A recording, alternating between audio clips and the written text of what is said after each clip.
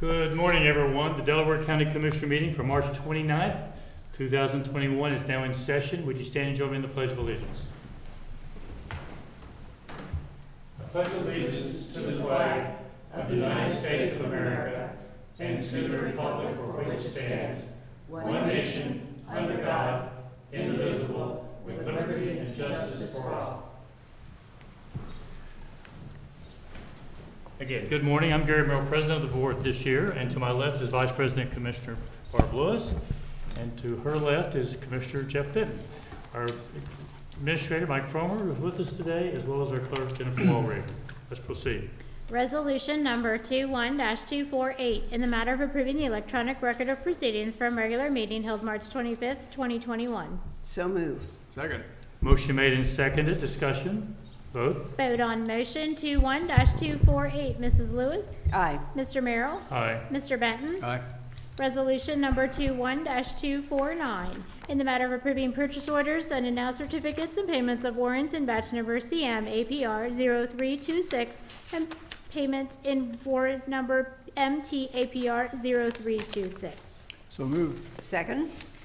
Motion made and seconded. Discussion. Vote. Vote on motion 21-249. Mr. Merrill? Aye. Mrs. Lewis? Aye. Mr. Benton? Aye. Resolution number 21-250, in the matter of amending the public hearing date for the Slate Lick Lateral Number 1 Drainage Improvement Petition. So move. Second. Motion made and seconded. Discussion.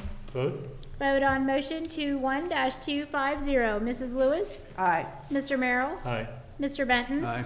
Resolution number 21-251, in the matter of approving a training service agreement between the Delaware County Board of Commissioners for and on behalf of Delaware County Emergency Medical Services and Pediatric Emergency Standards Incorporated.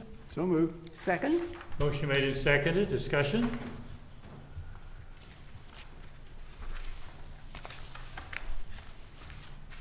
Morning, Commissioners. Jeff Fischel, Director of EMS for Delaware County. Before you is a motion to approve the trading agreement with Handtevi.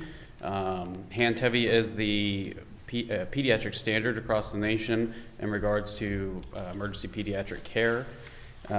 One unique thing about the motion in front of you is that we will become the only site that I'm aware of in the state of Ohio that actually can train others in Handtevi. So we are going to become the Handtevi site for the state of Ohio. What we're looking for is initially in this year, we will offer this training to responders within the county at cost. And then after that program is successful, we will look to expand it to people throughout the rest of the state and actually charge a fee for it, recoup our time and our cost for it as well. But it's just another example of our training department kind of going above and beyond and doing what we had them what we set out for them to do and improving emergency care in the state of Ohio. But I'd like to specifically mention Lieutenant Jeff Sparks and Lieutenant Josh Harper, who are the big Handtevi trainers within our department and who made this possible, directly working with Dr. Peter Handtevi on this project. And what is the cost What's our cost? for the program? Our cost is roughly, I believe, $1,500 for us, and then when we train somebody, it's $25 per card class, and I might have that cost incorrect, but I think it's roughly $1,500 for our cost for the program. And then, like I said, we would train people, get our costs back, and then next year we would recoup revenue on it.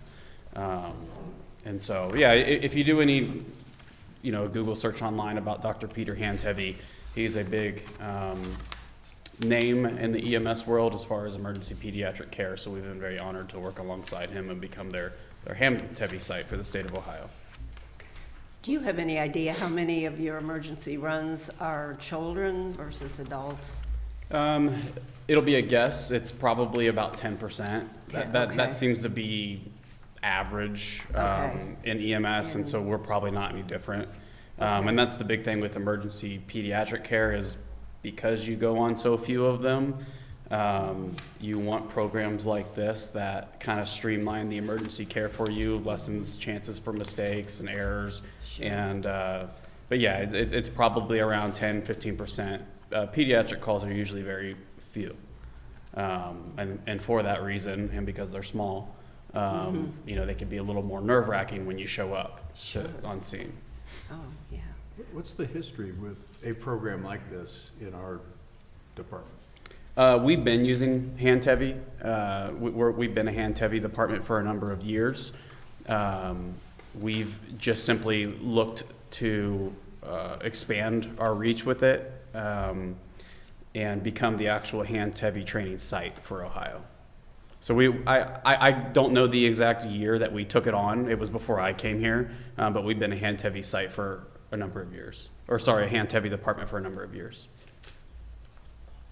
So are other EMS departments, do they have this already, or you're gonna go, will you go through the pre-hospital care board then? Most of offer it? them are already utilizing it. Those who Okay. do not, we would Sure. offer it or do the refresher for them. Sure. It used to be kind of the standard was something called the Broslow tape. When I went to paramedic school, we were all taught the Broslow Okay. tape, which was it's literally it looks like a measuring tape. And when you show up on scene for a kid, you unfold it and you measure the kid with the tape, and then there's a color coordinated thing, and then you go to the bag and pick out that color. Those weren't always accurate, but it was the best we did at that time. Mhm. This is a much more accurate and streamlined approach with hand heavy, and it's become the standard. So we've always done something pediatric related. This is now the more Sure. standard Sure. form. So the majority of the departments use hand heavy. Those who do not, I think they probably would soon. Okay, great. Yeah, it's very important. And I do believe that the new unified protocol will be referencing hand heavy, so everybody will have to be trained on it. Okay, great. I just asked them to make sure the cost, we recover our cost, plus if there's a cost of the program, should be some effort made to recover any of those costs as well. I see there are fixed costs per attendee, Yes, so we know it'll have to be above those levels, otherwise we don't recover any costs. So, correct. okay. Yep. Any other questions or comments? Vote. Vote on motion 21-251. Mr. Benton? Aye. Mr. Merrill? Aye. Mrs. Lewis? Aye, Thank you. Thank you. thank you. Resolution number 21-252, in the matter of approving addendum number 6 to the lease agreement between the Delaware County Board of Commissioners and the Ohio Department of Public Safety, Ohio Bureau of Motor Vehicles for the Frank B. Willis Building, Delaware License Agency. So move. Second. Good morning, John Melvin, Director of Facilities. Currently, the Bureau of Motor Vehicle, the BMV up there, Deputy Registrar, and the driver's exam have a 2-year renewal period going on. We're coming up on the renewal period here in July. So the current is proposed at the current rate, which was increased at last renewal in 2019 to $13.40 and $13.60 a square foot, roughly a 17 and 18% increase at that time. So happy to answer any other questions. So what is the percentage increase on this renewal? This is at the current rate that was set in 2019. So it's no increase? No over- increase. At the, Is our current contract does not allow for an increase? Because I know a There's few nothing- years back, we failed to take an increase because we didn't give proper notification. That goes back. back to the 6 original, years. yeah, the original lease agreement had no, the only mechanism for rate increase in the original lease agreement was based on an actual increase in cost. So a documented increase in cost. So there's not an automatic percentage renewal built into this. So at the last renewal periods, we negotiated a catch up and brought the rate up to $13.40 and $13.60 square feet. And that increase was how much? It was roughly 17%, and the driver's exam station is $13.60 a square feet. The the BMV is $13.40, which was a 17 and a 19% increase for those spaces. I'm not sure why there was a different rate between the two. What was the big lot rate? $5 a square foot. $5 a square foot. Yeah. But that was due to a poorly. That was done poorly, lease. yes. I'm not the Pentagon, I'm Yeah, just so- comparing it. That's not a template. They officially have moved out, and we are actually getting the keys today for their location. I think as a benchmark, downtown Delaware here, which is obviously a more prime, is $15 a square foot is what we're Yeah, we're I've seen, previously I'd looked south side of Delaware, that mall was like $14 a square foot. I'm not sure what the new construction is with the Coughlin development. Yeah, Yep. if we were looking at the land bank, looking at comparable lease rates, it was in that 13 to 16 range for that kind of office space. Again, it's not comparable exactly, but No, it gives you a feel, and this is not an ideal location. So, yep, The other question I have that I think is the more relevant, again, we need to be as close to market as yes, we possible. would monitor it, make sure it's staying And market. I'm not sure we've always done that. But the other issue I have is I made an assumption, which may be inaccurate based on something I heard this morning, that B&V is using our hallway for people to stand around and wait their turn. And you can have 10, 15, 20, 25 people in the hallway at different times I've been up there. And my assumption was that it was COVID related and would go away once COVID was over. Based on what I heard this morning, I'm no longer sure of that. Okay. And if they're going to be using that hallway routinely, then we need to have a whole new review of this whole process. So I would ask that we postpone this until we get a little more clarity. And John wasn't able to provide that clarity this morning because he needs to check Yep. before we vote on this lease. Let me just state, yes, I know the system that the state implemented when they reopened from COVID shutdown was actually in the works of being implemented. I had talked to Jesse, prior to COVID, and this system where you check in online and get a number and then check in was meant to be implemented before COVID even hit. And obviously with COVID restrictions, they can't put very many people in their lobby. I know prior to COVID, in essence, it would do away with the queue, and you would just simply wait in the lobby. But obviously, with COVID restrictions, it pushes a lot of people out into the hallway. So And that's not our problem. no. So, or shouldn't be our Well, I problem. mean, and so I can verify with the new deputy registrar. Another side note, Donna Williams retired March 6th, so Donna and Jesse retired. So there's a new deputy registrar, got the contract for up there. And I noticed in January, February, they actually were processing things pretty good. There wasn't a huge wait. There was, 6, 8 people waiting in the hallway because of the space limitation. I know this new deputy registrar has all new staff, or is getting all new staff, because everybody left with Donna and Jesse. So I know I've noticed the increased waiting in the area since the new deputy registrar has taken control of that location. So assuming once they get things kind of flowing better, this will help to decrease the number of people waiting. COVID restrictions go away where they can actually have people wait in the lobby. Their lobby should help ease that pressure. But I'll have that conversation with the deputy registrar and make sure that is the intent. Once COVID, they'll be able to put the benches in their lobby and people will be able to wait in that lobby and not so much flow into the hallway. I thought it was to have the people wait in their cars. That was the original intent. That was, it talked about the tent that you could actually just wait in your car and you would Until get a your number's text. called. So that when your time was come up, Yeah. come to the window. And again, I think that was the original intent even with the system they were trying to implement. Then COVID hit and kind of helps with that implementation, but then it doesn't because people just want to stand around and wait, whereas, And I may be wrong on this, but I've been up to Board of Elections any number of times. My granddaughter got her driver's license a while back, so I was up there for that. She had to go through the driver's test. So I've been up there several times. And if I'm wrong with this, I'll stand corrected. But I believe the person that was encouraging people to go over and sign in, or I believe it's the security guard up there, which is our employee. yeah, we've doing had the the job. conversation. So Yes. it just doesn't feel right if We've had that if that's an accurate conversation. statement. You're nodding it is. We've had that conversation with Trident, and Trident feels the same way. That's not their responsibility. There was a short But I period, appreciate their willingness to help out. but that's not their task. And I understand that, but if they're trying to shift that burden onto us, there ought to be Yes. compensation for that. Yeah. So I think we need to know more than we know, and I'd like to postpone further discussion on this to There's, a week from today. Would that give you enough time, or? yeah, What is that date? April Next 5th. Monday. April 5th? April. So without objection, I'm going to suggest we postpone till April 5th. You- Gives you a week to get the answers to those questions. And my feeling is if they're going to be using that, either intentionally or otherwise, not everybody's going to wait in their car. Right. Then we should, one, be aware of that before we vote on it, and two, should we be compensated for that is another question.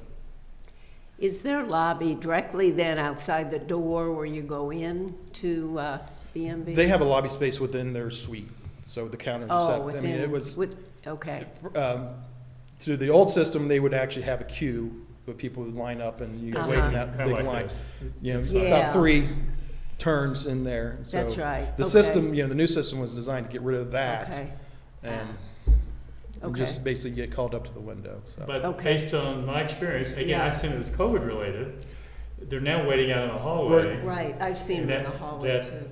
lobby area is just, Because of the, they queued up one or two. Right. The next one gets in line and waits, but other than that, they're waiting out in the hallway. yes, prior to, like say, COVID, we were planning to put benches inside their lobby to increase their wait, sitting space, because they would get rid of the queue. And then COVID hit, closed, and when we were open, they basically, again, the 6-foot distancing marked where I believe 6 people can wait inside their suite, waiting to go up to the window. So once COVID reached, my assumption, and I'll verify that, once COVID restrictions go away, we can put the benches back in their lobby, inside their suite, and then that would Yeah, get more people inside there. And again, hopefully they get more windows and get more proficient, that the wait's not as long as it is currently. So is this a state requirement, or is this the lessee wanting to do it this way? The I system don't is a have a clue. state implemented system. The check-in is a state implemented system. Yes, this is not the leasee's Or whether they're choice. waiting inside BMV's rental space, Yeah, or they're waiting out in the hallway, who's requiring that, or who's, that's a COVID, so. well, that's my question, is it COVID specific, or does it go the way? This, yeah, the waiting, yeah, the number of people in their lobby is a COVID specific, so, which then pushes everybody out into the hallway. So the next one's really the same topic, Yeah, this is, they're so we related. might, we'll just Hold ask the them other to one. postpone Yeah. both to next Monday, Yep, and hopefully you can have those answers. Yep. We're not looking for a reason not to approve it, but I do think no, we no, should have those absolutely. answers before we. Yes, and it's, Please. it's always good, I'd rather have these discussion now, that way we can go back and- then, as a group. There's a motion on the table. Are you pulling your first and seconds, or would you like to table the motion? Eric, is my understanding we just postponed further discussion of this issue till next Monday, April 5th? It doesn't require any further action with general agreement? So we don't need to formally table it. And the next one, we'll just pull it until next Monday. Monday Yep. with agreement, Mhm. since they're both related. yeah, The driver, I will say the driver's exam, the next one, they typically do not have nearly as many people waiting, but, yep. Thank you. All right, so we will you'll reuse resolution number 2152 for item number 7.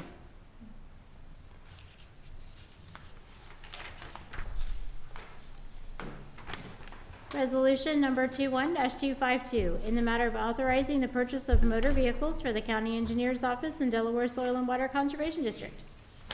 So moved. second? Motion made and seconded, discussion? Good morning, Commissioners. Lee Bodenauer, Administrator for the County Engineer's Office. Thank you for allowing us to come before you today. The resolution that you are considering is for the replacement cycle of 6 vehicles in the fleet that we host. One being for the Soil and Water Conservation District. They've all been purchased through the ODOT, or will be purchased through the ODOT purchase program, and they were all budgeted items. And again, these are for replacement vehicles. And communication between me and the county engineer was these are replacements. Yes, sir. And he confirmed that, so. Any other questions or comments? Vote? Vote on motion 21-252, Mr. Merrill? Aye. Mr. Benton? Aye. Mrs. Lewis? Aye, Resolution number 21-253, in the matter of awarding the bid and approving a contract between the Delaware County Commissioners and Double Z Construction Company for the project known as 2021 Box Culvert Supply Bid, Delaware County. so moved. Second. Motion made and seconded, discussion. Yes, Commissioners, before you, we have a resolution for the contract to install 2 bridge-type culverts. These culverts, one is placed on, for Lane Road over Metzger Ditch, and the other one is Berlin Station over an unnamed water course. This company delivers these prefabbed culverts, installs them, and then our operations department does all the restoration work, the backfill and everything else. So it's a cooperative way of working so that we save money and use in-house force account labor. Questions or comments? Vote. Vote on motion 21-253, Mrs. Lewis. Aye. Mr. Merrill. Aye. Mr. Benton. Aye. Resolution number 21-254, in the matter of approving right-of-way work permit summary sheet. So moved. Second?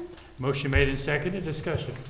Yes, Commissioners, this is for 6 utility permits to do some work within the road right-of-way, and there's nothing outside of the ordinary. Questions or comments? Vote. Vote on motion 21-254, Mrs. Lewis. Aye. Mr. Merrill. Aye. Mr. Benton. Aye.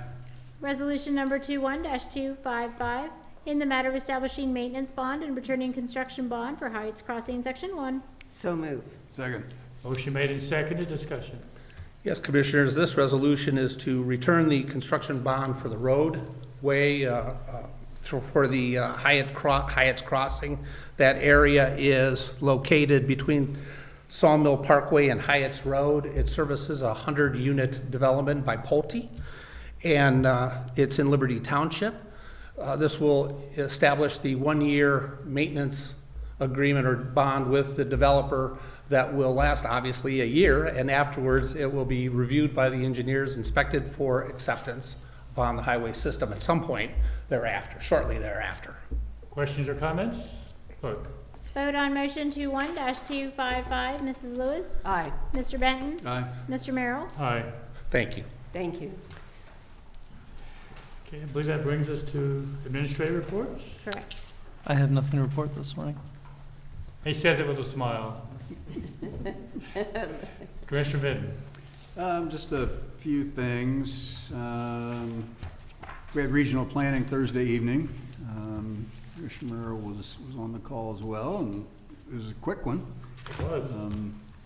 You know, again, everything's moving along, lots of projects, no real contentious ones. Legislative update, we had that on Friday. And there again, a lot is going on at the State House and working with Representative Carfagna and Senator Brenner. You know, they continue to represent Delaware County well. I think probably there's 2 main focuses, foci, whatever the plural of focus is. The American Rescue Plan, you know, just what that's going to do for Delaware County and the villages and townships and cities and everything. A lot of uncertainty. They're waiting for, specifically for guidance from the Department of Treasury, who provides the details, basically. So stay tuned on that. Budget then at the State House is another big one. Just what's going to happen with the schools, road funding, et cetera, et cetera. And lastly, prevailing wage was a topic. There's a number of initiatives to reinstate optional prevailing wages in TIDS and make it optional at the local jurisdiction, et cetera. So we'll keep track of that.